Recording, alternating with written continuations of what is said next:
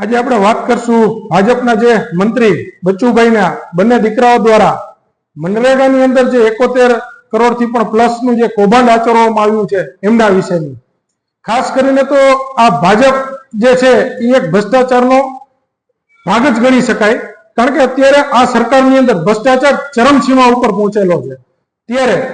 આપણે ખાસ આ સરકારને એટલું કહેવા માંગીએ છીએ કે ભાઈ આ તમારા જે મંત્રીના દીકરાઓ દ્વારા આ ગરીબના જનતાના ટેક્સ રૂપે ચૂકવેલા જે પૈસાઓના કૌભાંડો આચરી અને આટલા કરોડોના કૌભાંડો જો આચરવામાં આવતા હોય છતાં પણ આ સરકાર જાગતી ના હોય, છતાં પણ આપણા જે આ મૃદુ અને જે મક્કમ કહી શકાય એવા જે આપણા મુખ્યમંત્રીને કાંઈ પણ અસર ના થતી હોય તો માત્ર કહેવા પૂરતા જ મૃદુ અને મક્કમ ગણી શકાય આ મુખ્યમંત્રીને. કારણ કે આ જે કૌભાંડ કરેલું છે એની અંદર આ સરકારનો પૈસો નથી, પરંતુ જે આમ જનતા છે, જે આમ નાગરિક છે, એમના જે ટેક્સ સ્વરૂપે ચૂકેલા જે પરસેવાની જે કમાણી છે ને એમનું આ લોકોએ ભ્રષ્ટાચાર કરેલું છે. તો ખાસ આવા ભ્રષ્ટાચારી જે લોકો છે એમના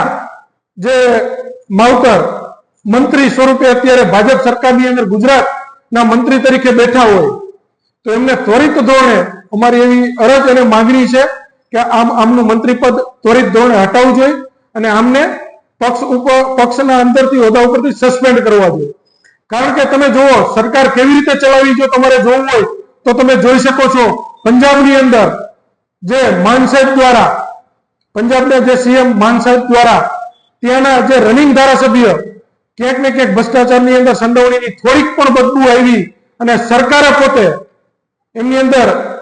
ફરિયાદી બનીને કાર્યવાહી કરી, તો એ જે સરકાર જે છે ને એમને ભ્રષ્ટાચાર વિરોધી સરકાર ગણી શકાય. અહીંયા ગુજરાતની અંદર આ ભાજપના જે સરકાર દ્વારા માત્ર ને માત્ર ભ્રષ્ટાચાર નહીં કરવા દે, ભ્રષ્ટાચાર વિરોધી માત્ર ને માત્ર વાહિયાત વાતો જ કરવામાં આવતી હોય છે. બાકી તો આવા કરોડોના જે ભ્રષ્ટાચારીઓ છે એ છટકી ગયેલા છે. અમને એમના ઉપર કોઈ પણ જાતની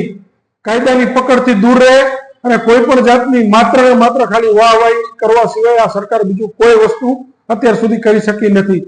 તો આ વિડીયો થકી એક આમ આદમી પાર્ટીના નેતા અને આગેવાન થકી અમારી એક અરજ છે સરકારને